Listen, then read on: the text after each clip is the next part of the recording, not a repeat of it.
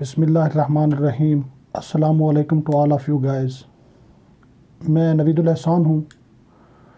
मैं currently work कर रहा हूँ government Islamia college civil lines के अंदर एज अ लेक्चरर सिंस 2016 और मैं as a PhD student enrolled हूँ यूनिवर्सिटी ऑफ द पंजाब के अंदर।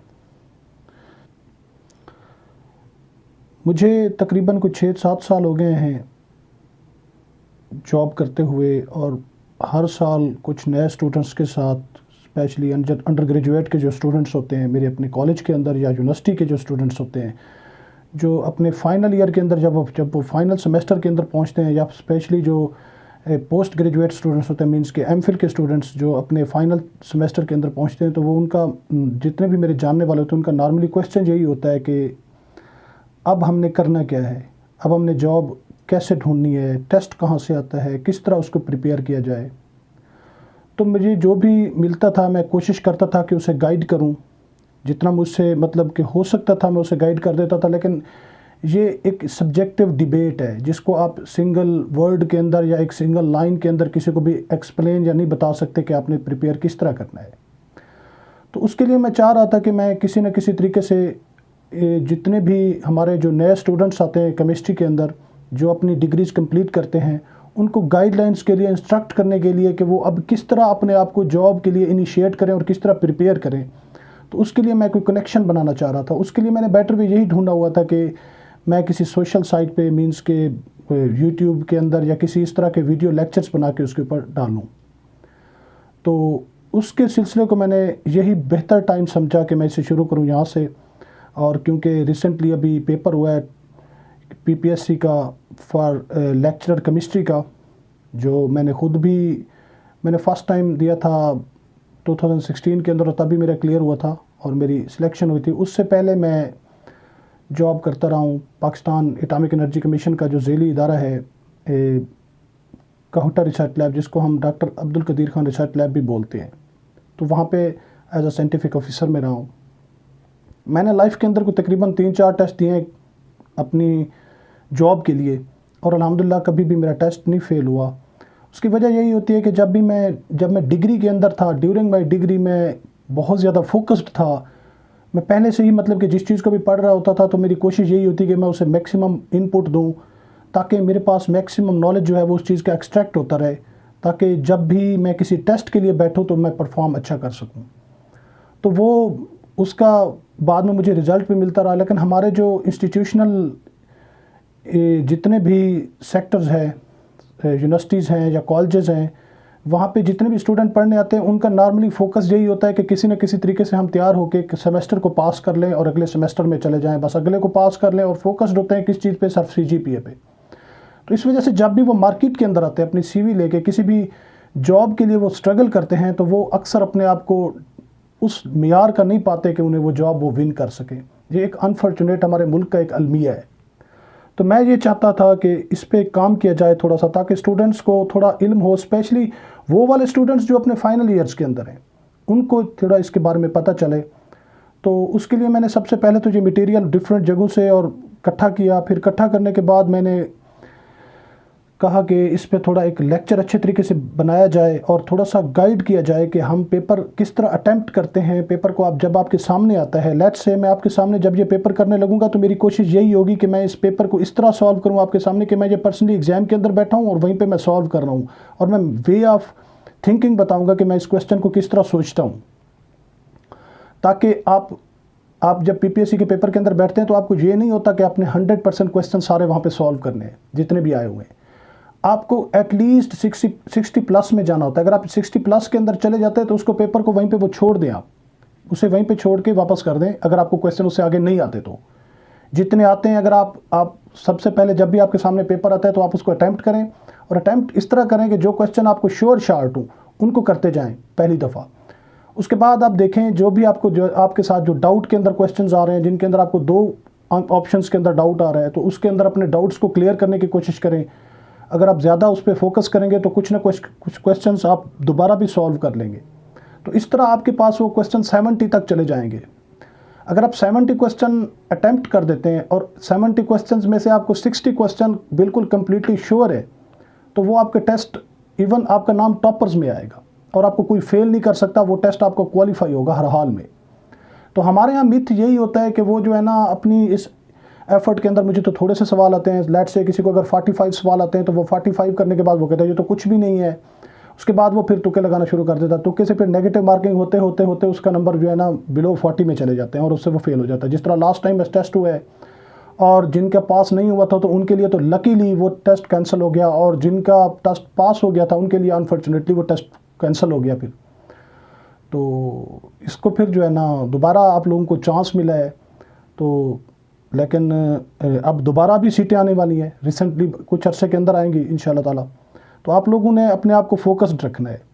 तो मैं इस लंबी डिबेट के अंदर तो नहीं जाता, मैं पहले इस पेपर को डिस्कस करता हूँ, उसके बाद हम इंशाल्लाह ताला नेक्स्ट वीडियो के अंदर मैं फिर आपको डिटेल के साथ बताऊँगा। और इस जो पेपर है मैं इसको ज़्यादा लेंथी ना बनाने की गर्ज से मैं इसको 2 पार्ट्स में डिवाइड कर रहा हूँ।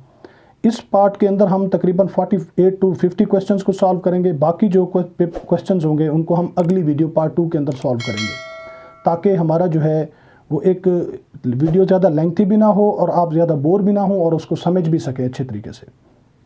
तो हम स्टार्ट करते हैं अपने क्वेश्चंस को। जो सबसे पहला हमारा क्वेश्चन है वो है कि while diluting the acid dash is added in dash, मतलब कि जब भी हम एसिड को डिल्यूट करने लगते हैं तो हमारे लिए जो स्ट्रेटजी होती है, जो मैट्रिक लेवल का क्वेश्चन है, आपको मैट्रिक से पढ़ाया जाता है कि हमेशा आपको कहा जाता है कि पानी के अंदर एसिड को डाला जाता है, कभी भी एसिड के अंदर पानी नहीं डाला जाता, क्योंकि ये एक हाईली एक्सोथर्मिक रिएक्शन होता है। पर्सनली मेरे अपने साथ भी ऐसा हो चुका है कि मैं एक दिन लैब में काम कर रहा था और मैंने बॉटल के अंदर एसिड रखा हुआ था, तब मैं नया एमएससी के अंदर आया था, तो फर्स्ट टाइम लैब के अंदर जा रहा था। एज़ यू नो कि बीएससी के अंदर तो हम जब कॉलेजेस के अंदर होते हैं तो प्रैक्टिकल ना तो कराए जाते हैं, ना ही हम लैब्स के अंदर जाते हैं, जिस वजह से वो पता भी नहीं होता हमें लैब के प्रोटोकॉल का। तो मैंने क्या किया, उस बॉटल के अंदर डायरेक्टली पानी डाल दिया, तो वो इतना हीट करती गई बोतल कि एक दफ़ा बोतल जो है वो फट गई।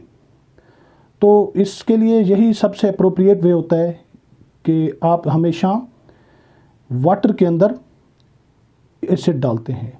तो इसका ऑप्शन जो है वो बी करेक्ट था, आपने इसका बी ऑप्शन चूज़ करना था। आपने हमेशा, ये तो मैट्रिक में पढ़ा हुआ एक स्ट्रेट फॉरवर्ड सा क्वेश्चन है, इसके अंदर आपको लंबी चौड़ी सोचने की ज़रूरत नहीं थी। Second question was which of the following develop strong hydrogen bonding with itself, मतलब कि अपने मॉलिक्यूल्स के साथ जो स्ट्रॉन्ग हाइड्रोजन बॉन्डिंग शो करता है। उसके अंदर पहले तो आपको दिया हुआ था वाटर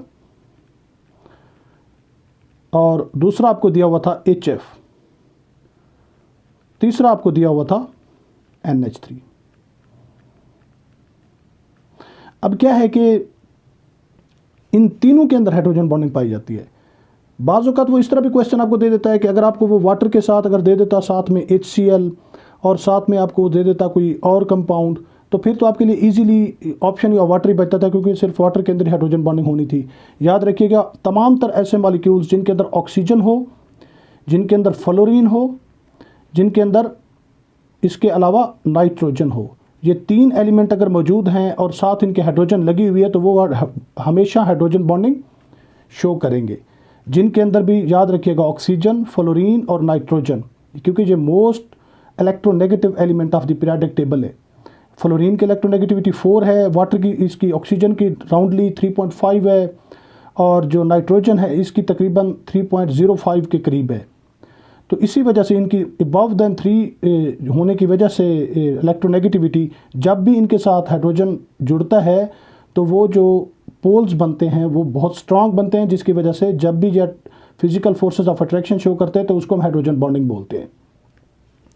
तो यहाँ पे अगर वाटर के केस में बात की जाए तो यहाँ पे ये पार्शियल नेगेटिव आएगा और यहाँ पे इसके ऊपर पार्शियल पॉजिटिव आएगा, और इस हाइड्रोजन पे भी पार्शियल पॉजिटिव आएगा। अगर हम देखें तो अगर कोई वाटर का दूसरा मॉलिक्यूल भी मौजूद है तो ये इस तरह करके जो आपके पास वाटर है इसके साथ भी इधर हाइड्रोजन बॉन्डिंग शो कर सकता है। अगर इधर इसके साथ वाटर का मॉलिक्यूल मौजूद है तो ये इसके साथ भी हाइड्रोजन बॉन्डिंग इस हाइड्रोजन के साथ शो कर सकता है। अगर कोई ऊपर वाटर का मॉलिक्यूल मौजूद है तो ये इधर से भी हाइड्रोजन के साथ जुड़ सकता है। तो नॉर्मली ये 2 हाइड्रोजन के साथ 2 साइड्स से जो हाइड्रोजन बॉन्डिंग क्लियरली शो कर रहा है ये आपके पास। लेकिन in the case of HF ये सिर्फ एक साइड से हाइड्रोजन बॉन्डिंग शो करता है इसके, क्योंकि इसके अंदर मॉलिक्यूल टोटल एटम ही 2 मौजूद है, एक पार्शियल पॉजिटिव वाला हाइड्रोजन, एक पार्शियल नेगेटिव वाला फ्लोरीन। तो इस वजह से इसका जो अप्रोप्रिएट आंसर बनता था वो आंसर ए बनता था, इसका आंसर ए करेक्ट था। और उसके बाद हम चलते हैं आगे की तरफ। जो क्वेश्चन थर्ड था आपके पास, boiling and melting point is related to. अब जो मेल्टिंग और बॉइलिंग पॉइंट होता है ये साइज पे डिपेंड करता है, डिस्टेंस बिटवीन एटम्स पे डिपेंड करता है, काइनेटिक एनर्जी पे डिपेंड करता है, या नन ऑफ दीज। इसका क्लियर जो आंसर आ रहा है वो आपके पास आपका साइज होना चाहिए, क्योंकि जो हमेशा जो मेल्टिंग और बॉइलिंग पॉइंट होता है ये फिजिकल फिनोमेना है, ये आपके पास कोई केमिकल फिनोमेना तो है नहीं। क्योंकि अगर ये फिजिकल फिनोमेना है तो हमेशा ये मॉलिक्यूल्स के दरमियान जो फोर्सेस ऑफ अट्रैक्शन होती हैं उन पे ये डिपेंड कर रहा होता है मेल्टिंग और बॉइलिंग पॉइंट। तो वहाँ पे एटम्स के दरमियान कितना डिस्टेंस है ये इतना मैटर नहीं करता। बेसिकली जो चीज़ मैटर करेगी वो उनका साइज़ करेगा। जितना उनका साइज़ बढ़ता जाएगा, जितना उनका साइज़ बड़ा होगा, उतना उनको मेल्टिंग और बॉइलिंग पॉइंट भी ज़्यादा होता जाएगा, मॉलिक्यूलर साइज़ जो है। अच्छा, फोर्थ वन क्वेश्चन जो है, अब हम उसकी तरफ मूव करते हैं। जो फोर्थ वन क्वेश्चन आपके पास है वो है the process of generating electricity through heating of crystals is called pyroelectric, piezoelectric, ferroelectricity, none of these.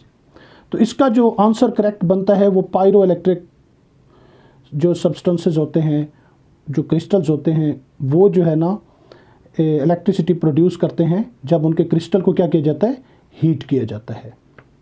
तो उसके बाद आपके पास आता है a unit cell of BaCl2 made up of. ये तो आपके पास आपको क्लियरली दिया हुआ है, अगर आप चैप्टर 4 पढ़ें FSC का, तो वहाँ पे इसका आंसर जो करेक्ट था वो ऑप्शन बी बनता था। ये क्रिस्टलिक फॉर्म में के अंदर जो क्रिस्टलोग्राफी है वहाँ से निकला हुआ क्वेश्चन है ये। अच्छा, उसके बाद आपके पास क्वेश्चन आता है the distance of atoms in molecular crystals are. ये जो क्वेश्चन था इसके रेलिवेंट मुझे कोई ऑप्शन प्रॉपर्ली नहीं मिले।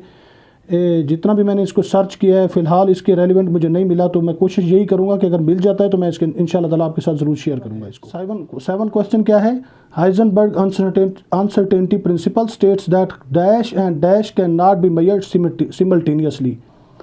इसके अंदर क्या होता है, एक तो मोमेंटम होता है और दूसरी क्या होती है, पोजीशन होती है आपके पास। इन दोनों चीज़ों को हम सिमल्टेनियसली मेजर नहीं कर सकते।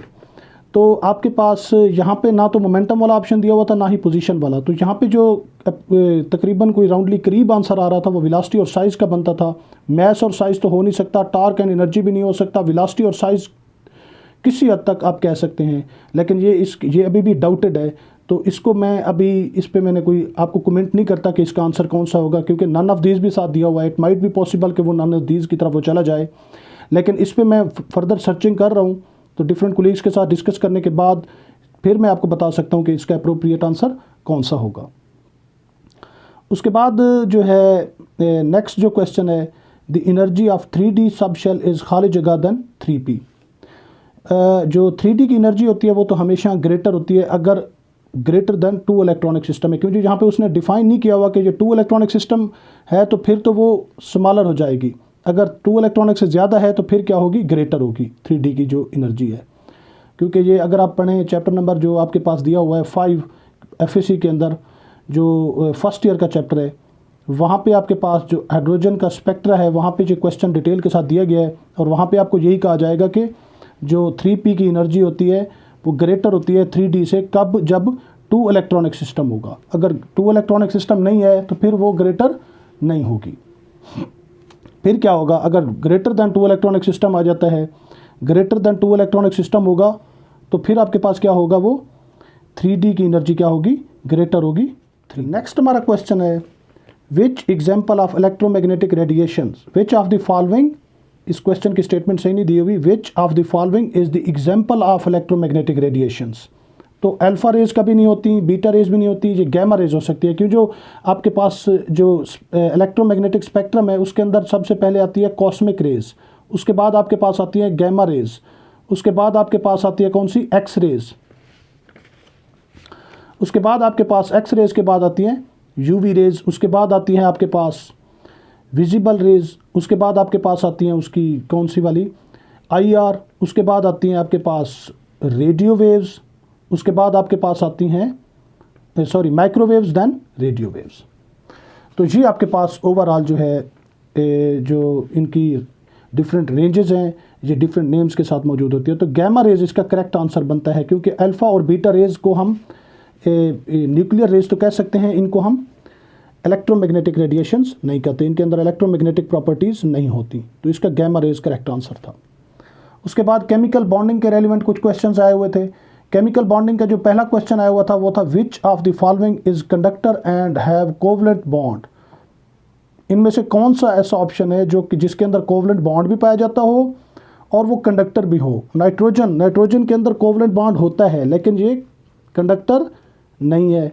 इसी तरह ग्रेफाइट है, ग्रेफाइट के अंदर कोवलेंट बॉन्ड होता है और ग्रेफाइट कंडक्टर होता है, जी बिल्कुल होता है। तो इसका आंसर ग्रेफाइट बनता था।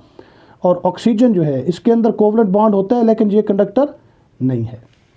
अच्छा, उसके बाद हम अगले क्वेश्चन पे पहुंचते हैं, which one has pyramidal structure. Pyramidal structure कौन सी होती हैं? पैरामिडल स्ट्रक्चर वो वाली स्ट्रक्चर होती है जिनके अंदर ये टेट्राहेड्रल से निकली हुई होती है। टेट्राहेड्रल के अंदर क्या होता है कि इस तरह की कुछ स्ट्रक्चर हमारे पास बनती है। अगर आपके पास कोई भी कंपाउंड है, सपोज करें उसके अंदर एक एटम ए मौजूद है तो इसके साथ कोई 4 बी एटम्स और जुड़े हुए हैं तो वो इस तरह की शेप बनाता है। तो पैरामिडल स्ट्रक्चर कब बनती है? जब टेट्राहेड्रल स्ट्रक्चर के अंदर एक बॉन्ड पेयर की जगह पे क्या आ जाए? लोन पेयर आ जाए। सपोज करें यहाँ पे एक लोन पेयर मौजूद है तो अगर वो इस तरह की स्ट्रक्चर फिर बन जाती है कि यहाँ पे लोन पेयर और 3 बॉन्ड पेयर मौजूद होते हैं इसके अंदर। तो आपने ये देखना है कि यहाँ पे पहली बात तो ये है कि पैरामिडल स्ट्रक्चर के अंदर जो सेंट्रल एटम है उसके साथ 3 अदर एटम्स लगे हुए होंगे। तो यहाँ पे वाटर कभी नहीं हो सकता क्योंकि उसके साथ 2 लगे हुए हैं। ऑक्सीजन के साथ 2 हाइड्रोजन लगे हुए हैं तो वाटर तो हो नहीं सकता। उसके बाद आपके पास आता है SO3 जी, इसके अंदर तीनों मौजूद हैं, 3 ऑक्सीजन है और 1 सल्फ़र है। तो सल्फ़र की अगर हम चेक करें इलेक्ट्रॉनिक कॉन्फ़िगरेशन तो इसका एटॉमिक नंबर क्या बनता है? 16। तो 16 की अगर हम बात करें तो इसके आउटर मोस्ट शेल के अंदर कितने इलेक्ट्रॉन्स होंगे ये आपको पता चलेगा इसके ग्रुप नंबर से, क्योंकि ये ऑक्सीजन के नीचे आता है। तो इसके आउटर मोस्ट शेल में कितने इलेक्ट्रॉन्स आते हैं? इसके आउटर मोस्ट शेल में आते हैं 6 इलेक्ट्रॉन्स। तो एक ऑक्सीजन को बनाने के लिए इसको कितने इलेक्ट्रॉन चाहिए? 2, क्योंकि एक ऑक्सीजन डबल बॉन्ड बनाता है। तो एक ऑक्सीजन के साथ इसको बॉन्ड बनाने के लिए 2 इलेक्ट्रॉन चाहिए। टोटल इसके पास 6 इलेक्ट्रॉन्स हैं आखिरी शेल के अंदर। तो वो 6 के 6 यूज़ करके ये क्या बना लेगा? बॉन्ड बना लेगा। तो इसकी शेप जो है वो क्या बन जाएगी? ट्राइगोनल प्लेनर बन जाएगी। इस तरह की शेप बन जाएगी, इसकी ट्राइगोनल प्लेनर शेप बन जाएगी। तो ये भी नहीं हो सकता। उसके बाद है PCl3। PCl3 कहाँ पे आता है? PCl3 आपके पास आता है फास्फोरस, इसके अंदर सेंट्रल एटम है। फास्फोरस क्या है? फास्फोरस नाइट्रोजन के नीचे आता है। तो फास्फोरस के आखिरी शेल में कितने इलेक्ट्रॉन होंगे? 5, क्योंकि नाइट्रोजन के आखिरी शेल में भी कितने इलेक्ट्रॉन्स होते हैं? 5। तो 5 में से क्लोरीन के साथ बॉन्ड बनाने के लिए इसको कितने इलेक्ट्रॉन चाहिए? क्योंकि जो क्लोरीन एक सिंगल बॉन्ड बनाता है तो इस वजह से इसके 3 इलेक्ट्रॉन यूटिलाइज हो जाएंगे क्लोरीन के साथ बॉन्ड बनाने के लिए। बाकी इसके पास 2 क्या रह जाएंगे? एक्स्ट्रा रह जाएंगे, जो कि लोन पेयर की शक्ल में मौजूद होंगे। तो यहाँ पे Cl आ जाएगा, यहाँ पे भी Cl आ जाएगा और यहाँ पे भी Cl आ जाएगा। तो ये एग्जैक्टली वही शेप दे रहा है। अगर आप इसको देखें और इसको देखें तो ये मैच कर रही हैं एक दूसरे के साथ। तो इस वजह से इसका करेक्ट आंसर क्या था? PCl3, option C. 12th question जो था इसके सारे जो है वो नहीं मिले मुझे। जो नेक्स्ट क्वेश्चन है उसके सारे मुझे ऑप्शंस तो नहीं मिले, लेकिन एक सिंगल ऑप्शन मिला है मुझे जो उसका करेक्ट आंसर भी था। अब वो क्या है कि द आइसोस्ट्रक्चरल यूनिट्स आर। अब आइसोस्ट्रक्चरल का मतलब क्या होता है? कि आइसोस्ट्रक्चरल का मतलब ये होता है कि जिसके अंदर नंबर ऑफ बॉन्ड पेयर्स और नंबर ऑफ लोन पेयर्स की तादाद बराबर होगी वो क्या होगा? आइसोस्ट्रक्चरल होगा। वो कंपाउंड आपस में क्या होंगे? उनकी स्ट्रक्चर भी एक जैसी होगी। यहाँ पे किसका एक दिया हुआ है? XeF2 और दूसरा दिया हुआ है IF2। तो XeF2 की अगर हम बात करें तो Xe जो है इसका एटॉमिक नंबर क्या बनता है? 36 बनता है। आपने एटॉमिक नंबर आपको याद रखने की ज़रूरत नहीं है, आपको जस्ट ये पता होना चाहिए कि इसके आउटर मोस्ट शेल के इलेक्ट्रॉनिक कॉन्फ़िगरेशन क्या होगी। अगर हम इसके आउटर मोस्ट शेल के इलेक्ट्रॉनिक कॉन्फ़िगरेशन की बात करें तो जो है ना इसके अंदर क्या होगा? इसके अंदर आउटर मोस्ट शेल इसका कम्प्लीटली फील्ड होगा। इसका S ऑर्बिटल भी कम्प्लीटली फील्ड होगा और इसका P ऑर्बिटल भी कम्प्लीटली फील्ड होगा 2 इलेक्ट्रॉन्स के साथ, क्योंकि ये नोबल गैस है। नोबल गैस के जो शेल होते हैं वो कम्प्लीटली क्या होते हैं? फिल होते हैं। इनके अंदर कोई भी वैकेंट पोजीशन मौजूद नहीं होती जहाँ पे ये बॉन्ड बना सके। इस वजह से ये इनर्ट गैसेस भी कहलाती हैं। तो अब इसके 2 बॉन्ड बने हुए हैं किसके साथ? फ्लोरीन के साथ। तो इसका मतलब है 2 इलेक्ट्रॉन तो इसने यूटिलाइज कर लिया किसके साथ, एक फ्लोरीन के साथ यूटिलाइज कर लिया, दूसरा दूसरी फ्लोरीन के साथ यूटिलाइज कर लिया। तो ये मैं शॉर्टकट वे आपको बता रहा हूँ, मैं इसकी डिटेल के अंदर नहीं जाना चाह रहा, ताकि आपको सिर्फ क्लियर रहे कि ये बेसिक कॉन्सेप्ट क्या है इसका। तो इसके अंदर अब इसने टोटल 8 इलेक्ट्रॉन थे इसके पास, इसने क्या किया, 2 इलेक्ट्रॉन फ्लोरीन के साथ बॉन्ड बनाने के लिए यूज़ कर दिए, बाकी इसके पास कितने रह गए, 6 इलेक्ट्रॉन्स। तो 6 इलेक्ट्रॉन का मतलब इसके पास लोन पेयर्स कितने मौजूद हैं, 3 लोन पेयर्स मौजूद है। तो वो 3 लोन पेयर्स जो इसके अंदर मौजूद होंगे वो इस शेप के अंदर मौजूद होंगे। तो इसकी स्ट्रक्चर जो बनेगी वो क्या बनेगी, लीनियर स्ट्रक्चर बनेगी। अगर आप IF2 नेगेटिव की बात करें तो IF2 नेगेटिव के अंदर भी आयोडीन है, आयोडीन का एटॉमिक नंबर कितना होता है, 53। और अगर IF2 नेगेटिव है तो इसका मतलब है आयोडीन ने क्या लिया हुआ है, 1 इलेक्ट्रॉन एक्स्ट्रा लिया हुआ है। तो अब इसके अंदर 53 पहले थे इसके, तो 1 इलेक्ट्रॉन इसको एक्स्ट्रा मिला हुआ है, तो कितने हो जाएंगे, 54। और इसकी जो इलेक्ट्रॉनिक कॉन्फ़िगरेशन है वो किस जैसी हो जाएगी, क्रिप्टॉन जैसी हो जाएगी। इसका मतलब ये है कि इसका आउटर मोस्ट शेल जो है वो कम्प्लीटली फिल्ड है। तो आउटर मोस्ट शेल अगर इसका कम्प्लीटली फिल्ड है, क्योंकि जो बॉन्डिंग का ताल्लुक सिर्फ आउटर मोस्ट शेल के साथ होता है, तो बात आपने सिर्फ आउटर मोस्ट शेल की ही करनी होती है। तो आपके पास अगर इसके आयोडीन के केस में क्या है कि आउटर मोस्ट शेल इसका फिल है, क्योंकि ये I नेगेटिव है। अब ये I नहीं है क्योंकि IF2 का मॉलिक्यूल उसने दिया है आपको, आयन दिया हुआ है। तो इसके अंदर भी क्या है कि ये 2 इलेक्ट्रॉन यहाँ पे, 2 इलेक्ट्रॉन यहाँ पे और 2 इलेक्ट्रॉन यहाँ पे, और 1 इलेक्ट्रॉन इसका अपना था, 1 इसे एक्स्ट्रा मिला। तो ये टोटल 8 इलेक्ट्रॉन हो गए इसके आउटर मोस्ट शेल के अंदर। तो 2 इलेक्ट्रॉन ये यूज़ कर लेगा किसके लिए, बॉन्डिंग के लिए फ्लोरीन के साथ। तो इसके पास क्या रह जाएंगे, बाकी 6 इलेक्ट्रॉन्स रह जाएंगे। ये 6 इलेक्ट्रॉन जो रह गए हैं ये 3 लोन पेयर्स बनते हैं। तो 3 लोन पेयर बनने की वजह से इसके अंदर भी क्या होगा, एग्जैक्टली इसकी यही शेप बनेगी जो इसकी बनी है। तो इसका करेक्ट आंसर भी यही था। जिन लोगों ने ये अटैम्प्ट किया है कोई पेपर, तो उनको तो पता होगा, अगर उन्होंने यही लगाया तो उनका सही है, अगर इसके अलावा कोई और लगाया तो वो इनकरेक्ट है उनका आंसर। तो उसके बाद हम चलते हैं next, which of the following have covalent bond, इनमें से किसके अंदर कोवलेंट बॉन्ड पाया जाता है। एक आपको NH3 दिया गया था, एक आपको H2O दिया गया था, एक आपको NH4 पॉजिटिव दिया गया था, और लास्ट ऑप्शन तो जो था वो नन ऑफ दीज का था। तो आपके पास इसका जो करेक्ट आंसर है वो आपके पता है कि नॉर्मली देखा जाए तो वाटर के अंदर भी आयनिक बॉन्ड, कोवलेंट बॉन्ड पाया जाता है, अमोनियम आयन के अंदर भी कोवलेंट बॉन्ड और कोऑर्डिनेट कोवलेंट बॉन्ड पाया जाता है, और NH3 के अंदर भी कोवलेंट बॉन्ड पाया जाता है। इन तीनों के, ये तीनों कोवलेंट कंपाउंड्स हैं। अब यहाँ पे आपने जो छोटा सा कॉन्सेप्ट अपना माइंड में रखना है वो ये है कि इनके दरमियान जो इलेक्ट्रोनेगेटिविटी का डिफरेंस है, यहाँ पे अगर नाइट्रोजन और हाइड्रोजन के जो इलेक्ट्रोनेगेटिविटी का डिफरेंस है वो ज़्यादा है, और जो ऑक्सीजन और हाइड्रोजन के दरमियान जो इलेक्ट्रोनेगेटिविटी का डिफरेंस है वो ज़्यादा है, और अमोनिया के अंदर नाइट्रोजन और हाइड्रोजन के दरमियान जो डिफरेंस बनता है वो कम बनता है। जिसके अंदर जितना ज़्यादा इलेक्ट्रोनेगेटिविटी का डिफरेंस बनेगा एटम्स के दरमियान किसी भी मॉलिक्यूल के अंदर, वो उतना ज़्यादा आयनिक करैक्टर रखता होगा।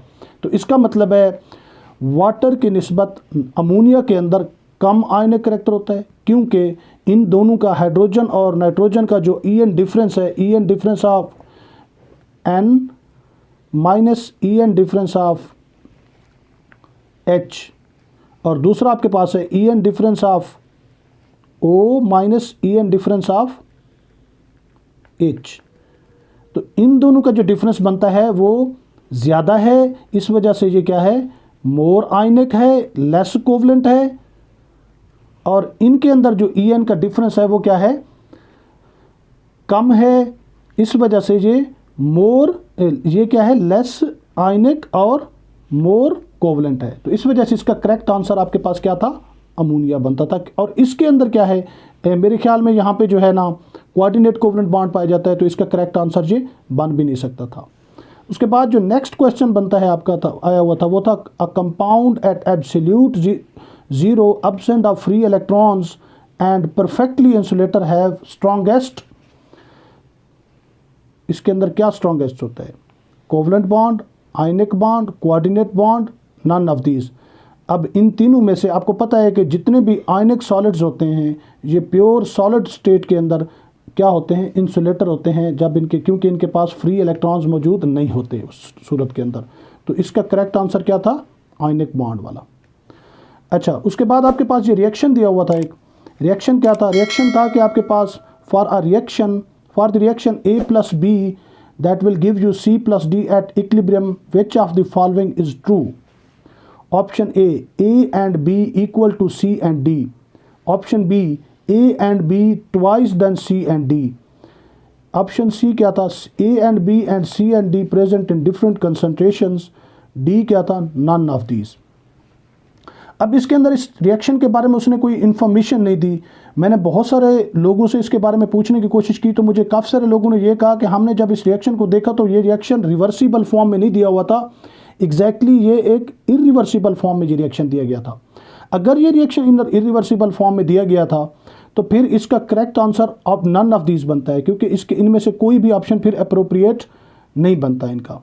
या फिर आप इसको देख सकते हैं कि क्योंकि ये आपको प्रॉपरली इंफॉर्मेशन नहीं दे रहा होगा कि ये इसकी सिचुएशन क्या है, क्योंकि उसके अंदर इक्विलिब्रियम स्टेट आती ही नहीं है इरिवर्सिबल रिएक्शन के अंदर, तो वो कंप्लीट रिएक्शन होता है। तो इसका नन ऑफ दीज बनता है। अगर इसके अंदर रिवर्सिबिलिटी की फैक्टर आ जाए तो फिर इसका ऑप्शन क्या बनता है, सी बनता है। ये अब आप लोग खुद देख लेना कि आपके पास जिन लोगों ने ये टेस्ट दिया है उनको ज़्यादा इसका आइडिया होगा। तो नेक्स्ट आपका जो क्वेश्चन वहाँ पे आया हुआ था वो था the value of Kc is equal to 2.5 for reaction N2 2N2 plus 2H2 that will give you 2NH3। The reaction is, तो रिएक्शन वो कौन सा होगा। अब ये रिवर्सिबल रिएक्शन था, ये दिया हुआ था वहाँ पे। तो इसके अंदर जो Kc की वैल्यू थी वो 2.5 थी। याद रखिएगा Kc क्या होता है, Kc हमेशा product concentration of product divided by concentration of reactant होता है। तो जब इस तरह की सिचुएशन आती है इसके अंदर, अगर प्रोडक्ट का अमाउंट ज़्यादा है और रिएक्टेंट का अमाउंट घट है तो कम है, तो Kc की जो वैल्यू होगी वो क्या होगी, Kc की जो वैल्यू होगी वो ग्रेटर देन 1 होगी। ठीक है ना। अगर ग्रेटर देन 1 होगी, अगर रिएक्टेंट का अमाउंट ज़्यादा है और प्रोडक्ट का कम है तो फिर आपके पास क्या होगी, Kc की वैल्यू जो है वो लेस देन 1 होगी। अगर आपके पास दोनों के अमाउंट बराबर है देन Kc क्या हो जाएगा, इक्वल हो जाएगा। Kc आपके पास क्या हो जाएगा, इक्वल हो जाएगा 1 के। अब इसके केस में क्या बताया उसने कि Kc जो है वो इक्वल है 2.5 के, मतलब कि ग्रेटर देन 1 है, तो प्रोडक्ट का अमाउंट ज़्यादा है। इसका मतलब है रिएक्शन किस साइड पे गोज जा रहा है, रिएक्शन राइट साइड की तरफ जा रहा है, मतलब कि प्रोडक्ट का अमाउंट ज़्यादा बन रहा है as compare to reactants. Reaction lies on at right, तो ये इसका आंसर बनेगा ऑप्शन। जो नेक्स्ट हमारा क्वेश्चन है वो है high value of Kc means the reaction is. तो अगर आपके पास Kc की वैल्यू वेरी वेरी लार्ज है, वेरी वेरी लार्ज है, Kc is greater than 1, then the reaction goes to left, reaction goes to right, reaction going to cease, reaction going to right and to be completed। ये completion की तरफ जा रहा होता है। इसका करेक्ट आंसर क्या है, डेल्टा। ये आपके एफएससी की बुक में दिया हुआ है, अगर आप देखें जो केमिकल इक्विलिब्रियम वाला चैप्टर है एफएससी फर्स्ट ईयर का, तो वहाँ पे ये दिया हुआ है। अच्छा, 18th क्वेश्चन क्या था, at equilibrium the reaction is, equilibrium stage के अंदर क्या होता है, the reaction lies to left direction, reaction lies at right nor left, none of these. Equilibrium stage के अंदर क्या हो रहा है कि जितना प्रोडक्ट बन रहा होता है उतना ही क्या बन रहा होता है, आपके पास रिएक्टेंट्स बन रहे होते हैं। वो प्रोडक्ट जितना बन रहा होता है उसी अमाउंट के साथ वो उतना ब्रेक डाउन होकर दोबारा रिएक्टेंट्स के अंदर भी चेंज हो रहा होता है। तो ओवरऑल रिएक्शन के ऊपर कोई इफेक्ट नहीं पड़ रहा होता, दोनों की कंसंट्रेशन क्या हो जाती है, कांस्टेंट हो जाती है।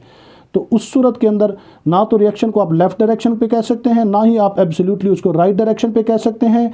तो वो आप इसके लिए यही आंसर ज़्यादा अप्रोप्रिएट समझ सकते हैं कि दोनों के अंदर वो दोनों की जो अमाउंट ऑफ फॉर्मेशन होता है वो क्या होता है, इक्वल होता है। तो वो ना तो कम्प्लीटली राइट की तरफ जा रहा होता है ना ही लेफ्ट की तरफ जा रहा होता है।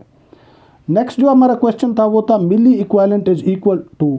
अब मिली इक्विवेलेंट होता क्या है, मिली इक्विवेलेंट होता है the amount of any substance to react with hydrogen ion, H positive ion. किसी भी चीज़ का हाइड्रोजन आयन के साथ जो रिएक्शन है जो हाइड्रोजन आयन के साथ, उसका अमाउंट वो क्या कहलाता है, मिली इक्विवेलेंट में हम मेजर करते हैं। नॉर्मली ये मेडिकल के अंदर ये टर्म यूज़ होती है। अब ये इक्विवेलेंट क्या होता है, अब जो 1 मिली इक्विवेलेंट होता है वो इक्वल होता है किसके, 10⁻³ इक्विवेलेंट के। तो यहाँ पे आपके पास आंसर दिया हुआ था 1/1000 equivalent, 1/100 equivalent, 1/10,000 equivalent, none of these. तो 1/1000 इक्वेलेंट जो है इसका करेक्ट आंसर था, क्योंकि 1/1000 इक्वेलेंट एग्जैक्टली इक्वल है 10⁻³ इक्वेलेंट के। तो इसका करेक्ट आंसर ऑप्शन ए बनता था। उसके बाद आपके पास आंसर था पीपीबी इज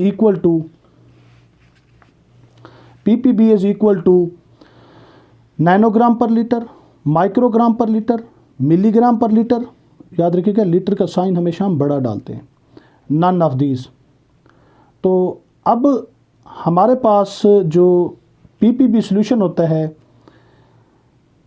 वो इक्विवेलेंट होता है 10⁻⁻6 ग्राम पर लीटर के।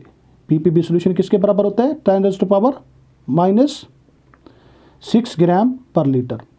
तो इसका मतलब ये है 10⁻⁻6 हम कहते हैं ये होता है माइक्रो के बराबर। तो यहाँ पे इसका आंसर क्या बनता है?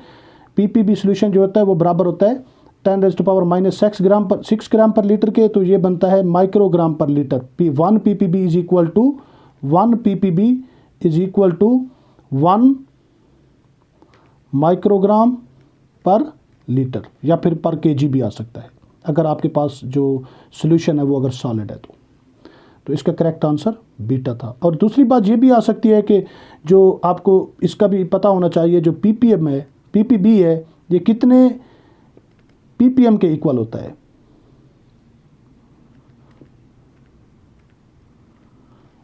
और ये जो पीपीबी होता है, क्योंकि जो पीपीएम होता है वो बराबर होता है किसके? 10⁻³ के। और जो आपके पास पीपीबी होता है वो बराबर होता है 10⁻6 के। तो अब अगर 1 पीपीबी बराबर हो जाएगा किसके? 1 PPB is equal to 10⁻³ PPM, इसके बराबर हो जाएगा। ठीक है, नेक्स्ट हमारा जो क्वेश्चन है, अब हम अगली नेक्स्ट हमारा क्वेश्चन जो है वो है 8 ml of 0.25 molar solution when diluted to 0.5 liter the concentration of the solution becomes। अच्छा, यहाँ पे आपके पास फार्मूला वही लगता था जो डिल्यूशन फार्मूला है आपका गिवन रिक्वायर्ड वाला। आपको गिवन क्या है और आपने मालूम क्या करना है, रिक्वायर्ड के अंदर आएगा। ये आपके लिए आ जाएगा C1V1 is equal to C2V2। अब आपके पास जो C1 है, गिवन सॉल्यूशन की कंसंट्रेशन आपको कितनी दी गई थी? 0.25 की। और आपके पास जो गिवन वॉल्यूम दिया गया था वो कितना था? 8 ml। और आपने बनाना क्या था? आपने कंसंट्रेशन फाइंड करनी है C2, और आपने वॉल्यूम कितना बनाना है? 0.5 लीटर। और क्योंकि इधर आपने ml के अंदर लिया हुआ है तो इस लीटर को भी आपने ml के अंदर चेंज करना है। ये ml के अंदर कितना हो जाएगा? 500 ml के अंदर आ जाएगा। तो 500 ml के अंदर जब ये आ जाएगा तो आपके पास क्या होगा कि आपके पास C2 की वैल्यू निकल आएगी किस तरह? 0.25 मल्टीप्लाइड बाई 8 डिवाइडेड बाई 500। तो आपके पास जो आंसर निकलेगा वो निकलता है 0.004 जब आप कैलकुलेट करते हैं। तो इसका आंसर क्या बनता है आपके पास? Option B. तो नेक्स्ट हमारा जो क्वेश्चन है, how much sodium is there in a solution with 10 kg of solvent with 4 molar concentration where density of solvent is 5 kg per dm cube। अच्छा, यहाँ पे आपने फाइंड क्या करना है? सोडियम की मिकदार, सोडियम की मोलैरिटी फाइंड करनी है एक सोल्यूशन के अंदर। सोल्यूशन कितना है? सोडियम का अमाउंट फाइंड करना है, सॉरी मोलैरिटी नहीं, अमाउंट फाइंड करना है आपने। सोल्यूशन आपको दिया गया है केजी के अंदर और उसकी कंसंट्रेशन क्या बताई गई है आपको? 4 मोलर। तो इसके अंदर सबसे पहला काम आपने क्या करना है, क्योंकि मोलैरिटी का जो फार्मूला होता है, मोलैरिटी बराबर होती है मोल्स। मोल्स क्या होते हैं? Given mass divided by molar mass of that compound या फिर एटम, जो भी चीज़ आपके पास एलिमेंट है, जो भी है, तो मल्टीप्लाई बाय 1/1 dm क्यूब। यहाँ पे सोल्यूशन किस में लिया जाता है? dm क्यूब में, मतलब कि वॉल्यूम में लिया जाता है। तो लेकिन यहाँ पे आपको जो सॉल्वेंट दिया गया था वो किस में था? वो आपको दिया गया था केजी के अंदर। तो सबसे पहला काम तो इसको आपने किस में चेंज करना है? इसको चेंज करना है आपने वॉल्यूम के अंदर। वॉल्यूम के अंदर चेंज करने के लिए आपके पास इसको फार्मूला लगाना पड़ेगा आपको डेंसिटी वाला। डेंसिटी क्या होती है? मास पर यूनिट वॉल्यूम तो आपने यहाँ पे वॉल्यूम फाइंड करना है, आपके पास क्या हो जाएगा, यहाँ पे ये हो जाएगा आपके पास मास ओवर डेंसिटी। तो आपके पास मास गिवन है वो कितना है 10 kg, और डेंसिटी कितनी आपको दी गई है, वो आपको दी गई है 5 kg। तो आपके पास जो वॉल्यूम निकलेगा 5 kg पर dm3, तो आपके पास जो वॉल्यूम निकलेगा वो कितना आगे निकलेगा, V इक्वल हो जाएगा किसके 2 dm³ के। तो यहाँ पे 2 dm³ आपने निकाल लिया। तो अब आप इजीली इन चीज़ों सारी को पुट कर दें। आपको पता है कि मोलैरिटी आपको दी गई है वो कितनी है 4, और आपने जो सोडियम का मैस है वो फाइंड करना है, गिवन मैस जो उसके अंदर डाला हुआ है। तो सोडियम का मोलर मैस आपको पता है 23 है, और यहाँ पे जो आपके पास वॉल्यूम दिया गया है सोल्यूशन का वो कितना है 2 dm³। तो आपके पास जो आंसर निकलेगा वो निकलेगा 184 आके निकलेगा जब इसको आप कैलकुलेट करेंगे। x को इधर 23 को इधर लेके आएंगे और 2 को भी इधर लेके आएंगे और 4 के साथ इन सबको मल्टीप्लाई करेंगे। अच्छा, नेक्स्ट हमारा जो क्वेश्चन था वो था in the expanded polystyrene dispersion medium is. एक होता है डिस्पर्स्ड मीडियम, एक होता है डिस्पर्शन मीडियम। डिस्पर्स्ड मीडियम वो होता है जो डिजॉल्व हो रहा होता है, और डिस्पर्शन मीडियम वो होता है जो उसको डिजॉल्व कर रहा होता है, जिसके अंदर वो काम हो रहा होता है। तो आपने जब इस क्वेश्चन को सॉल्व करना था पहले तो आपको पॉलीस्टाइरीन का पता होना चाहिए। पॉलीस्टाइरीन नॉर्मली ये आपके पास क्या होती है, ये प्लास्टिक फोम होती है। प्लास्टिक फोम जिसको आप यूज़ करते हैं डिस्पोजेबल कप्स बनाने के लिए, जो आप किसी भी जगह पे चाय की शॉप पे या भी कहीं पे भी ले जाते हैं तो आपको डिस्पोजेबल कप वो प्लास्टिक के दिए जाते हैं, वाइट कलर के जो होते हैं वो बनाए जाते हैं इससे। या फिर आप कभी फ्रिज अगर लेते हैं या कोई AC या TV वगैरह लेते हैं तो उसको ब्रेकेज से बचाने के लिए उसके अंदर जो फोम रखी जाती है वो पॉलीस्टाइरीन ही होती है। वो मोनोमर को मिला के पॉलीमर्स बनाए जाते हैं। तो एक्सपेंडेड होके जब वो पॉलीमर बन जाता है तो वो आपके पास एक पूरा फोम का फॉर्म बन जाती है, जिसके अंदर आप उससे कप या फिर कोई भी मटेरियल बना सकते हैं। तो वो ये पूछना चाह रहे हैं कि इस दौरान जो डिस्पर्शन मीडियम होता है वो क्या होता है, वो उसके अंदर क्या होता है, लिक्विड होता है, वाटर को यूज़ करते हैं डिस्पर्शन मीडियम के तौर पे। अच्छा, fog is a mixture of, ये तो आपको पता है कि फोग किस चीज़ का मिक्सचर है। तो ये जो हमारे यहाँ पे 2 ऑप्शन दिए गए हैं, liquid and liquid, liquid and solids, ये दोनों ऑप्शन तो हमारे नहीं बन सकते। फोग जो है ना तो लिक्विड एंड लिक्विड होता है, लिक्विड एंड सॉलिड भी नहीं होता। जो नेक्स्ट हमारा 2 ऑप्शन हैं वो नेक्स्ट हमारे 2 ऑप्शन दिए गए हैं, उनमें से एक और है लिक्विड इन गैस, और ऑप्शन लास्ट ऑप्शन हमारे पास है गैस इन गैस। तो इसका क्या होता है, फोग क्या होती है, वो लिक्विड इन गैस होती है। लिक्विड के मॉलिक्यूल डिस्पर्स हो जाते हैं किसके अंदर, गैस के अंदर, जिस वजह से वो धुंधला सा हो जाती है, उसके जो गैस की विजिबिलिटी जो है वो कम हो जाती है। ऑप्शन सी इसका करेक्ट आंसर था। एक क्वेश्चन आया हुआ था इलेक्ट्रोकेमिस्ट्री से।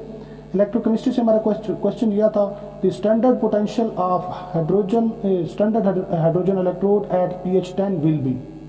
तो ये अगर pH 10 पे दिया गया है या आपको pH 5 पे दिया गया है या जितनी भी pH पे दिया गया है, आप इसको कैलकुलेट कर सकते हैं। वो किस तरह कैलकुलेट करते हैं आप, इसके लिए आपको पता है कि फार्मूला होता है, अगर आपने मेरा इलेक्ट्रोकेमिस्ट्री की बेसिक्स पढ़ी हुई है उसके अंदर क्या होता है, ई सेल किस चीज़ के बराबर होता है, standard electrode potential E not minus 0.0591 divided by 1 multiplied by log of concentration of hydrogen molecule divided by concentration of hydrogen ion। क्योंकि ये हाइड्रोजन जो है, यहाँ पे हाइड्रोजन जो है आपके पास किस तरह बनता है, हाइड्रोजन आपके पास बनता है जब हाइड्रोजन आयन के अंदर एक इलेक्ट्रॉन आपके पास क्या होता है, इसके अंदर ऐड होता है, तो आपके पास क्या बन जाता है, ये बन जाता है H2 का मॉलिक्यूल। अच्छा, इसके अंदर क्या हो रहा है कि यहाँ पे या फिर अगर आपने सिंगल के लिए लेना है तो यहाँ पे 2 लगाने के बजाय आपको इसके साथ क्या लगाना पड़ेगा, बैलेंस करने के लिए 1/2 लगाना पड़ेगा। अब ये क्योंकि इस इक्वेशन के अंदर अगर आप देखें तो हाइड्रोजन आयन की कंसंट्रेशन तो हम निकाल सकते हैं जब, और H2 जो होता है ये क्योंकि मॉलिक्यूलर फॉर्म है, इसकी कंसंट्रेशन हम मॉलिक्यूलर फॉर्म की इलेक्ट्रोकेमिस्ट्री के अंदर कोई भी चीज़ अगर मॉलिक्यूलर फॉर्म के अंदर मौजूद है तो उसकी कंसंट्रेशन हम हमेशा कितनी लेते हैं, 1 के इक्वल लेते हैं। तो ये इसकी वैल्यू जो है वो 1 आ जाएगी। तो बाकी आप इस इक्वेशन के अंदर चीज़ें सारी पुट कर दें तो आपके पास आंसर निकल आएगा। वो किस तरह निकल आएगा, क्योंकि आपको pH भी दी गई है। pH जो दी गई है ये किस चीज़ के बराबर होती है, वो आपको पता है कि pH इक्वल होती है किसके, minus log of hydrogen ion concentration.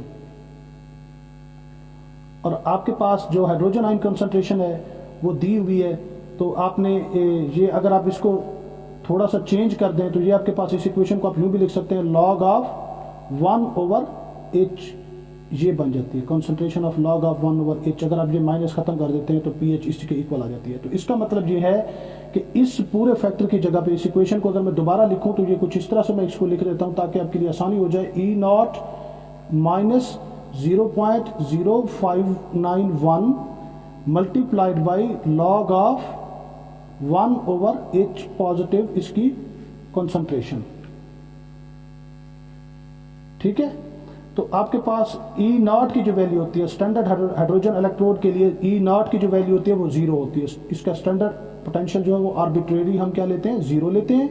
Minus 0.0591 multiplied by log of 1/h positive. Basically ये किसके बराबर है, pH के बराबर है। तो pH हमें दी गई है वो कितना है, वो 10 है। तो उसकी जगह पे आप एग्जैक्टली क्या पुट कर देंगे, 10 पुट कर देंगे। तो जब इसको आप मल्टीप्लाई करेंगे तो आंसर आपके पास क्या आगे निकलेगा, 0.95। अगर यहाँ पे अगर pH 5 दी गई होती तो आप डायरेक्टली क्या करते, 0.0591 के साथ इस 5 को मल्टीप्लाई कर देते। अगर 2 दी हुई थी तो इसके साथ आप 2 को मल्टीप्लाई कर देते। अगर आपको pH जितनी भी दी होती है उससे आप इसको क्या कर देते हैं, डायरेक्टली मल्टीप्लाई कर देते हैं, आपके पास आंसर निकल आता है। अच्छा, नेक्स्ट जो क्वेश्चन था वो था half life is 30 minutes, 600 atoms are present initially, after 90 minutes how much atoms are left।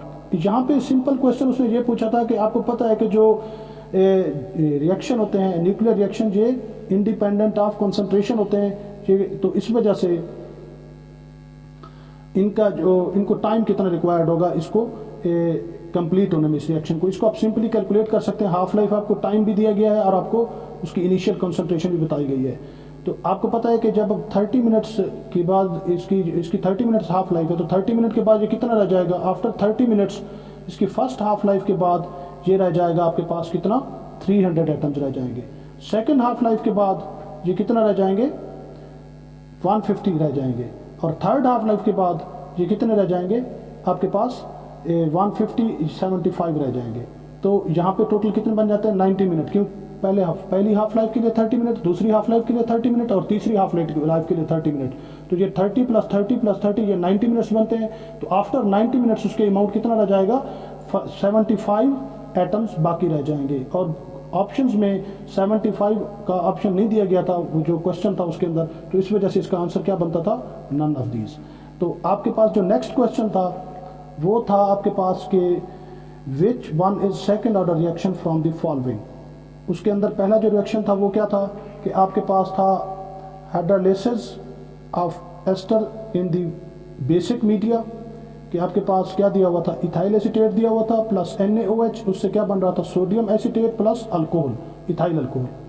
दूसरा आपके पास रिएक्शन दिया गया था H2 + I2 that will give you 2HI। तीसरा आपके पास ऑप्शन था फोटोकेमिकल रिएक्शन, चौथा नन ऑफ दीज था। तो ये जो फोटोकेमिकल रिएक्शन होते हैं ये हमेशा फर्स्ट ऑर्डर रिएक्शन होते हैं, और ये जो इन दो में आप डाउट था कि इन दोनों में कौन सा होगा, अगर आपने पढ़ा हो ये जो हमेशा हाइड्रोलाइसिस ऑफ एस्टर होती है ये सूडो फर्स्ट ऑर्डर रिएक्शन होते हैं, इसका ऑर्डर ऑफ रिएक्शन 1.46 होता है। तो ये सेकंड ऑर्डर के अंदर एग्जैक्टली नहीं आती, इसी वजह से ये ऑप्शन भी नहीं बनता था। इसका करेक्ट ऑप्शन क्या था, ऑप्शन बी। तो बहुत सारे लोगों ने इस क्वेश्चन के अंदर गलती की हुई थी, इवन जिन्होंने डिस्कस किया उन्होंने भी इसके अंदर बहुत ज्यादा गलती की हुई थी। इसका करेक्ट आंसर इवन ये हर BSc की बुक के अंदर भी दिया हुआ है, ये इसका करेक्ट आंसर था ऑप्शन। जो हमारा नेक्स्ट क्वेश्चन है वो है heat of formation is not zero at STP from the following, कि इनमें से किसकी हीट ऑफ फॉर्मेशन जीरो नहीं होती स्टैंडर्ड टेम्परेचर और प्रेशर के ऊपर। तो स्टैंडर्ड टेम्परेचर प्रेशर के ऊपर जो गैसेस बनती हैं गैसियस फॉर्म में, मॉलिक्यूलर फॉर्म में, मतलब कि नाइट्रोजन की फॉर्मेशन, हाइड्रोजन की फॉर्मेशन, या फिर किसी और गैस की फॉर्मेशन, या फिर किसी भी जो मेटल्स हैं उनकी सॉलिड स्टेट में फॉर्मेशन जो है उसकी ओरिजिनल फॉर्म, आयरन की ओरिजिनल फॉर्म आयरन ही है, तो इनकी हमेशा क्या होती है, वो हीट ऑफ फॉर्मेशन जीरो होती है एट STP। अगर वो याद रखिएगा कि नॉर्मल गैसेस जो हैं अपनी ओरिजिनल फॉर्म में बन रही हैं या फिर गैस ओरिजिनल फॉर्म में, या फिर कोई मेटल ओरिजिनल फॉर्म में बन रही है, तो उसकी क्या होगी, heat of formation at zero होगी, किस पे, एट STP। तो इसका करेक्ट आंसर क्या आता था, नन ऑफ दीज, क्योंकि इन तमाम तर जो गिवन ऑप्शन हैं इनकी क्या थी, हीट ऑफ फॉर्मेशन जीरो थी एट STP। सरफेस केमिस्ट्री से क्वेश्चन आया हुआ था फ्रेंडलिक एब्जॉर्प्शन आइसोथर्म जो होता है, इसके लिए जो N की वैल्यू होती है वो कितनी होती है, कितनी होनी चाहिए, क्या कंडीशन है इसके लिए। इसके अंदर आपके पास ऑप्शन जो था, जो इक्वेशन थी वो तो सेम थी सब के लिए इक्वेशन, लेकिन n की वैल्यू को वेरी किया गया। अगर आप क्वेश्चन के अंदर देखें तो आपको नजर आ रहा होगा, बाकी इक्वेशन सेम है कि n ग्रेटर देन 2 होना चाहिए, n ग्रेटर देन 3 होना चाहिए, n ग्रेटर देन 1 होना चाहिए, n लेस देन 2 होना चाहिए। इसके अंदर जो ऑप्शन करेक्ट ऑप्शन थी वो n ग्रेटर देन 1 होना चाहिए, n की वैल्यू हमेशा 1 से ऊपर होनी चाहिए, नॉट लेस देन 1 होनी हो, या इक्वल टू 1 भी नहीं हो सकती। तो करेक्ट ऑप्शन इसका सी था। जो 30 क्वेश्चन था वो फोटो केमिस्ट्री से आया हुआ था। The quantum efficiency of a photochemical reaction is measured by, जो किसी भी फोटोकेमिकल रिएक्शन है उसकी क्वांटम यील्ड किस तरह हम निकाल सकते हैं, वो हमेशा हम निकालने के लिए इसका फार्मूला क्या होता है, number of molecules collide divided by number of photon absorbed. अगर आप इन ऑप्शंस को देखें तो इसके अंदर 3 ही ऑप्शन दिए हुए हैं, बाकी सारा कुछ सेम है। एक के अंदर दिया हुआ है number of atom, number of molecules collide divided by number of photons emitted, दूसरा है number of molecule collide number of photon absorbed, तीसरा है number of molecule collide number of photon transmitted. तो आपके पास करेक्ट ऑप्शन क्या होगा हमेशा, कि हम इसके अंदर क्या देखते हैं कि नंबर ऑफ मॉलिक्यूल्स कोलाइड कितने ने किया और कितने उन्होंने फोटॉन्स, लाइट ने कितने मॉलिक्यूल्स के साथ कोलाइड किया और कितने ने एब्जॉर्ब किया। हम क्वांटम यील्ड इस तरह निकालते होते हैं। इसका करेक्ट ऑप्शन क्या है, बी। अच्छा, उसके बाद था the wavelength range of electromagnetic radiations used for photochemical reaction. तो किस रेंज के अंदर फोटोकेमिकल रिएक्शंस होते हैं, जो फोटोकेमिकल रिएक्शन होते हैं वो 250 नैनोमीटर से 500 नैनोमीटर की रेंज में होते हैं। अब अगर हम इसको एंगस्ट्रॉम के अंदर ले लें तो ये 2500 एंगस्ट्रॉम से लेके 5000 एंगस्ट्रॉम के अंदर हो रहे होते हैं। तो इसके अंदर ये ऑप्शन तो नहीं बनता कि ये 500 टू 1000 एंगस्ट्रॉम, इसका ये भी नहीं बनता 1000 एंगस्ट्रॉम टू 1500। नेक्स्ट ऑप्शन दिया हुआ है वो है 2000 एंगस्ट्रॉम से 12000 एंगस्ट्रॉम। अब इसके अंदर ये रेंज आ रही है, लेकिन इसकी एग्जैक्टली जो रेंज है वो 2500 से कितनी है, 2500 से लेके 5000 तक है, ये 12000 तक दी गई है। तो ये रेंज जो है वो अप्रोप्रिएट नहीं है, बहुत सारे लोगों ने इसको लगाया है। अगर मैं इस क्वेश्चन को अटेम्प्ट कर रहा होता तो I will prefer option D. अच्छा, 32 क्या है, ये भी रिपीटेड क्वेश्चन था, ये एग्जैक्टली वही वाला, ये जो अभी हमने डिस्कस किया है इसको दोबारा रिपीट किया हुआ था उन्होंने, तो इसका आंसर भी इसी तरह ही आता था। तो क्वेश्चन 33 क्या है, electronic configuration tells about many characteristics of element, the configuration with 1s2 2s2 2p6 3s2 3p6। याद रखिएगा, इसको अगर आप गौर से देखें तो इसके आउटर मोस्ट शेल में सिर्फ एक इलेक्ट्रॉन की कमी है, तो वो कौन सा एलिमेंट बन सकता है, वो कोई ना कोई हेलोजन बन सकती है। हेलोजन के अंदर ये किसके, अगर आप नंबर ऑफ इलेक्ट्रॉन्स को काउंट करें तो आपको पता चल जाएगा, 4 और 6 10, 10 और 2 12 और ये 5 17। तो 17 एटॉमिक नंबर किसका होता है, क्लोरीन का होता है। तो ये क्लोरीन बन रहा था, तो जिसके आउटर मोस्ट शेल के अंदर एक इलेक्ट्रॉन अगर उसको रिक्वायर है तो उसके लिए वो कौन सी प्रॉपर्टी रखता होगा, अबंडेंट ज़्यादा होगा, सॉलिड होगा, रिएक्टिव होगा, इनर्ट होगा। तो इसका करेक्ट आंसर क्या था कि वो रिएक्टिव ज़्यादा होगा, क्योंकि उसे एक इलेक्ट्रॉन चाहिए तो वो बड़ी कोशिश करेगा कि अपना ऑक्टेट कंप्लीट करे।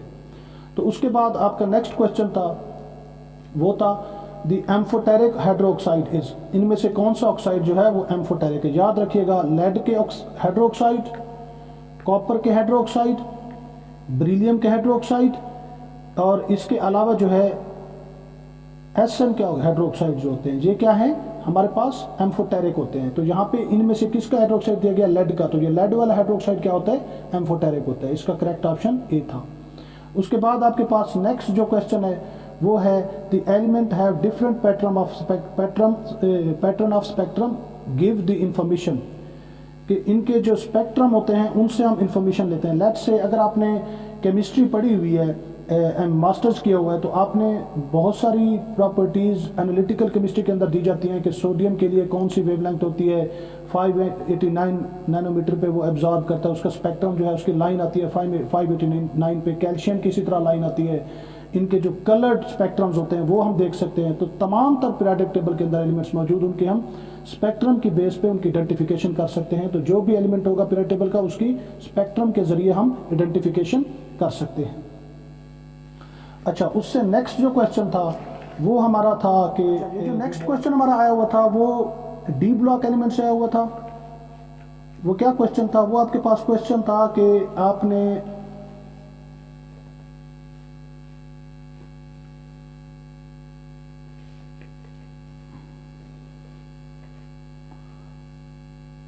अच्छा, नेक्स्ट जो हमारा क्वेश्चन आया हुआ था वो था डी ब्लॉक एलिमेंट से। क्वेश्चन था कि zinc does not show variable valency due to, किस वजह से जिंक जो है वो वेरिएबल वैलेंसी शो नहीं करता? Due to complete D subshell, inert pair effect, 4s2 subshell, none of these. तो ये तो क्लियर बात है कि जिंक जो है वो वेरिएबल वैलेंसी शो नहीं करता और कलर भी शो नहीं करते इसके कम्प्लेक्सेस। उसकी वजह क्या है कि इसका डी सबशेल क्या होता है, वो कंप्लीट होता है। उसके बाद नेक्स्ट क्वेश्चन था a complex coordination number 4 does not show cis trans isomerism. तो कौन सा ऐसा कम्प्लेक्स है जो कि सिस ट्रांस आइसोमरिज्म शो नहीं करता लेकिन उसका कोऑर्डिनेशन नंबर भी 4 होता है? वो आपके पास अगर कोई ऐसा कम्प्लेक्स है, अगर वो स्केयर प्लेनर है तो वो सिस ट्रांस शो करता है। अगर कोई ऐसा कम्प्लेक्स है जिस तरह के आपके पास निकल टेट्रा कार्बोनाइल है, निकल टेट्रा कार्बोनाइल जो है इसकी जो जियोमेट्री होती है वो क्या होती है, टेट्राहीड्रल होती है। तो टेट्राहीड्रल जो भी कंपाउंड्स होते हैं आपके पास वो क्या, वो शो नहीं करते क्या, सिस ट्रांस आइसोमरिज्म। तो इसका आंसर करेक्ट क्या था, टेट्राहीड्रल। तो आपके पास नेक्स्ट जो क्वेश्चन 38 था उसके अंदर क्या था कि the coordination number of platinum in A PTClNO2NH3 is. इसके अंदर कोऑर्डिनेशन नंबर क्या है? सिंपली क्या करना है, आपने नंबर ऑफ लिगेंड्स को काउंट कर लेना है, 1, ये 2 और ये 4, टोटल कितने हो गए, 4 + 2 6। तो इसका 6 कोऑर्डिनेशन नंबर बनता था, ऑप्शन बी। नेक्स्ट जो आपका क्वेश्चन था वो था solvent extraction is controlled by which of the following. Solvent extraction को हम किससे कंट्रोल कर सकते हैं? वो सिंपली हम किससे कंट्रोल करते हैं, डिस्ट्रीब्यूशन लॉ से। यहाँ पे दिया हुआ है नर्स डिस्ट्रीब्यूशन लॉ, तो इसका करेक्ट आंसर क्या था, नर्स डिस्ट्रीब्यूशन। अब हम आते हैं नेक्स्ट क्वेश्चन की तरफ। क्वेश्चन नंबर 40 आपका है the repeated extraction as compare to single extraction are, कि हम बार बार एक ही सॉल्वेंट की बार बार एक्सट्रैक्शन करते हैं तो उससे हमारे रिजल्ट क्या आते हैं, एफिशिएंट आते हैं। रिलायबल, बेटर या एफिशिएंट? तो एफिशिएंट ज़्यादा अप्रोप्रिएट वर्ड है, तो एफिशिएंट रिजल्ट आते हैं हमारे उससे। तो उसके बाद हमारा क्वेश्चन था to stabilise complexes and complexometric titration which is added. तो यहाँ पे हमारे पास कम्प्लेक्सोमीट्रिक टाइट्रेशंस के अंदर उसको स्टेबलाइज करने के लिए हम नॉर्मली क्या यूज़ करते हैं, बफर सोल्यूशन यूज़ करते हैं। तो बफर सोल्यूशन जो है वो स्टेबलाइज करने के लिए यूज़ किए जाते हैं। वो क्या होते हैं, नॉर्मली हमारे पास साल्ट ऑफ वीक एसिड और उसके अंदर इक्विवेलेंट अमाउंट लेते हैं, साल्ट ऑफ वीक एसिड और weak acid plus salt of that weak acid, या फिर salt base plus salt of that weak base plus salt of that weak base. तो इस तरह हम लेते हैं। तो यहाँ पे तो ये इस तरह का कोई ऑप्शन बफर सोल्यूशन का इस तरह नहीं दिया गया, तो साल्ट का ऑप्शन दिया गया था तो उसको आप चूज़ कर सकते हैं, लेकिन उसके साथ नन ऑफ दीज का ऑप्शन भी दिया गया है। तो ये बहुत कंफ्यूज कर रहा था इस वजह से। तो वैसे अगर मैं ये अटैम्प्ट कर रहा था तो मैं, क्योंकि अभी मेरे पास इसकी कोई कंफर्मेशन नहीं थी, मैं ज़्यादातर नन ऑफ दीज की तरफ जाता, लेकिन ये क्वेश्चन का आंसर किसी हद तक ये अट्रैक्ट कर रहा होता है। तो अब इसके अंदर मैं आपको नेक्स्ट जो वीडियो होगी उसके अंदर क्लियर बताऊंगा कि इनके आंसर्स क्या हैं, क्योंकि मुझे अभी ये चीज़ें डिस्कस करनी है। तो मैं डिफरेंट बुक्स से कंसल्ट कर रहा हूँ, शायद मुझे अगर यहाँ कहीं से भी कोई क्लू मिल गया तो फिर मैं आपको बताऊंगा कि ये इसके लिए जो वैलिडेट करता है या इसका नन ऑफ दीज ही था। एक पीछे भी एक क्वेश्चन था उसके ऊपर भी यही बात हुई, ये भी है, तो इनको हम बाद में करेंगे discuss. Titration of calcium ion with EDTA is done at which pH, कि किस pH पे कैल्शियम आयन जो है उसकी टाइट्रेशन करते हैं हम। वो हमारे पास नॉर्मली 10 होती है या ग्रेटर देन 10 होती है। तो यहाँ पे 8, 6, 7 दी हुई है, बहुत सारे लोगों ने 8 लगाई हुई है, लेकिन जितना मेरी इन्फॉर्मेशन है उसके हिसाब से तो ग्रेटर देन 10 होनी चाहिए थी, जो कि नहीं दी गई। तो मैं तो इसके अंदर नन ऑफ दीज की तरफ ही जाऊँगा। अच्छा, नेक्स्ट हमारे पास जो क्वेश्चन है वो है the equivalent point can be find by which of the following. हम इक्विवेलेंट पॉइंट को किस तरीके से फाइंड कर सकते हैं? इक्विवेलेंस पॉइंट जो होता है वो हमेशा हम फाइंड करते हैं कंडक्टोमीट्रिक टाइट्रेशन के अंदर, वो हम ग्राफ के जरिए फाइंड करते हैं। जब हम ग्राफ ड्रा करते हैं, इस तरह का जो ग्राफ आता है उसके अंदर जो हमारे पास जहाँ पे वो बिल्कुल मिनिमम कंसंट्रेशन हो जाती है आयंस की, वो वाला पॉइंट हमारा इक्विवेलेंट पॉइंट कहलाता है। वो हम किसी इंडिकेटर के जरिए फाइंड नहीं कर सकते, तो इसका आंसर नन ऑफ दीज आता है। नेक्स्ट क्वेश्चन है the end point of the reaction when MnO4-2 to MnO+2, Mn+2 बनता है, इसके अंदर O नहीं होता, by disappearance of pink colour, appearance of pink colour, redox indicator, none of these. तो याद रखिएगा ये जो टाइट्रेशंस होती हैं, रिडॉक्स टाइट्रेशन, इनके अंदर हम ब्यूरेट के अंदर ले रहे होते हैं किसको, KMnO4 को, और नीचे हम कोई भी सोल्यूशन ले रहे होते हैं, वो आयरन का हो सकता है, वो सोडियम थाइसल्फेट या कोई भी हो सकता है, तो उसके ज़रिए, तो इसके अंदर इंडिकेटर कौन होता है, इटसेल्फ KMnO4 होता है।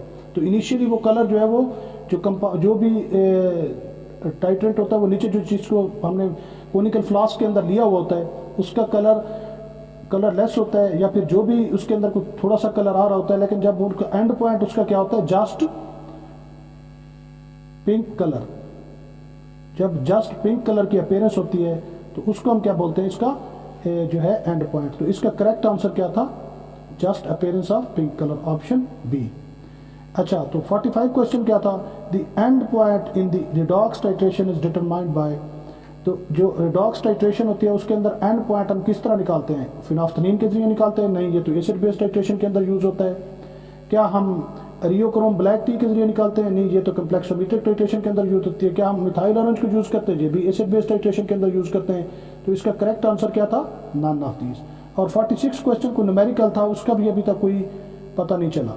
तो उसके बाद जो है आपके पास दी बेस्ट वेलोसिटी ऑफ, जो 47 क्वेश्चन था आपका, वो था the best velocity of H minimum in the chromatography is.